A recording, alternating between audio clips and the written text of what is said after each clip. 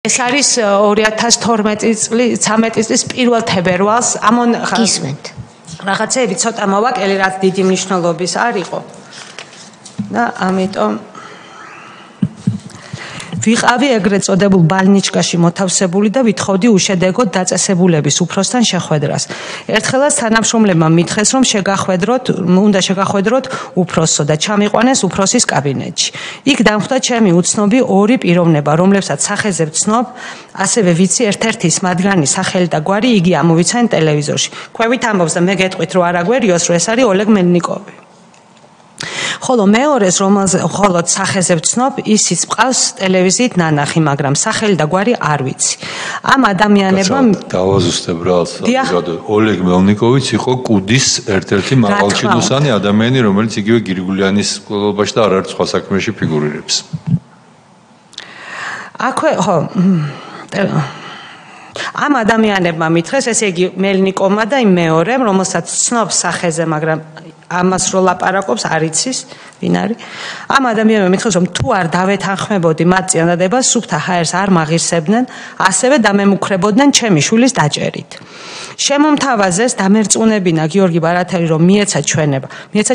მე გიორგი ბარათელს მანამდე არ ვიცნობდი. ერთ-ერთმა მათგანმა, რომლის სახელი და გვარი არ ვიცი, ისე რომ არ წამომდგარა სკამიდან, ხელში ეჭირა ჩემი პირადი საქმე და ექსპერტიზის დასკვნები. მითხრა, რომ მეკუთვნოდა სასჯელის გადავადება და გადამივადებდნენ კიდეც სასჯელს ერთ კვირაში, თუ მათ შესათავაზებას დავთანხმდებოდი. მანვე მითხრა, რომ ბარათელს თუ კი იგი მისცემდა მათთვის სასურველ ჩვენებას, მნიშვნელოვნად შეუმცირებდნენ სასჯელს, ისე რომ მალე გავიდოდა. მეორე პიროვნება ამ დროს ოთახში აქეთ-იქით დადიოდა და ხელში ტელეფონი ეჭირა. მოსაშორებებს სადღაც გადავედი, ხო. მეორე მათგანმა, რომლის სახელი და გვარი ვიცი, ამჟამად, ესე იგი მელნიკოვმა, კონკრეტულად მითხრა, რომ მე უნდა დამერწმუნებინა ბარათელი, რომ მიეცა შემდეგი შინაარსის ჩვენება. კერძოდ, მასთან მივიდოდა გამომძიებელი მისივე თხოვნით და ბარათელი ჩვენებაში განაცხადებდა, რომ თითქოს გურამშარაძის მკვლელობა შეუკვეთა გოგა ხაინდრავამ.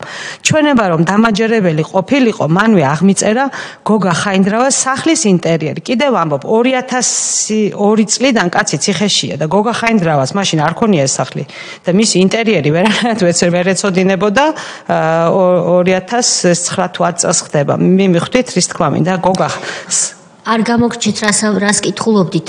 როდის შეხვდა მელნიკოვი და ეს ხდება 2009 წელს, როდესაც მოძრაობაა დაწყებული დიდი საკნების და 2009 წელს არის ეს შეხვედრა, როცა თხოვენ გოგა ხაინდრავას ხელის დადებას, რომ დაიჭიროს სანაცვლოდ. დიახ, კი ბატონო. რომ თითქოს მკვლელობა შეუკვეთა გოგა ხაინდრავამ.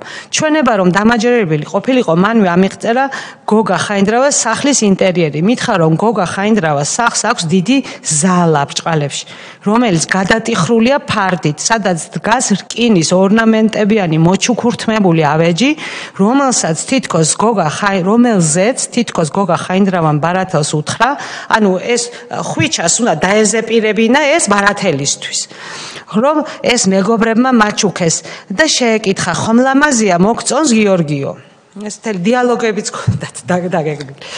ასევე ბარათელს უნდა ეთქვა, რომ გოგა ხაინდრავა გურამშარაძის მკვლელობის შემდეგ მისცემდა $500,000 სუფთა პასპორტს, მიიყვანდა აეროპორტში და საზღვარგარეთაც უპატრონებდა. ამასთან ბარათელი 2 წელი არ უნდა ჩამოსულიყო საქართველოში. ამასთან დამემუქრენ კიდეც, რომ თუ მათ შეთავაზებაზე უარს ვეტყოდი, ჩემს შვილს დაიჭერდნენ და მაწამებდნენ. მითხრეს, რომ თუ სადმე გავამხელდი, სასტიკად დავისჯებოდი, რაც მე დღემდე მართლაც არსად არავისთვის მithქვამს და ახლა ვაცხადებ ჩემს ადვოკატთან. ამის შემდეგ 2 დღეში ჩემს აკანში შემოვიდა უფროსი და უსაფრთხოების უფროსი. მათ მითხრეს, ბარათელი შემოყვავს თქვენთან და ვინმეს ხომ არ გაქვთ პრობლემაო. ჩვენ უთხარით, რომ პრობლემა არ იყო და შემოიყვანეს გიორგი ბარათელი. კამერაში ვიყავით მანამდე მე და ჩემი მეგობარი, რომელიც ამ საუბრის შემდეგ დარჩა ჩემთან ჩემივე თხოვნით. ვერ მოიტყუება ეს კაცი, რომ ჯერ ერთი გოგა ხაინდრავას ინტერიერის ზეპირად იცის და თან კასაკანში ესწრებოდა მესამე კაციც.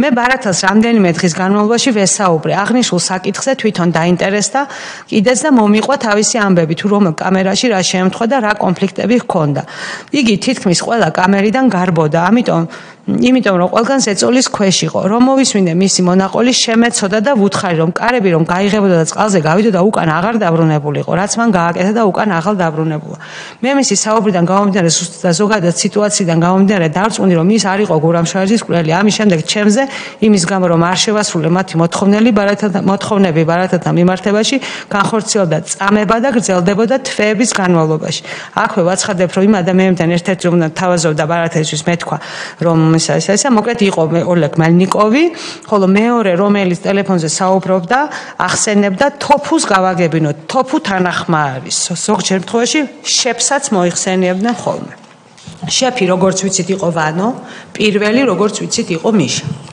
თოფუ ვინ იყო თქვენი თოფურიძე სოსო ვინ იყო სოსო თოფურიძე სოსო თოფურიძე იყო ჯალათი სოსო თოფური იყო თოფურიძე იყო ჯალათი მისი თანამდებობაზე პირად არ მახსოვს მაგრამ ის მახსოვს რომ ვიღაცას რომ ამოწყვიტავდნენ დაიჭერდნენ და ასისხლიანებდნენ გაქურდა კუდი ესე იგი მოადგილე დიახ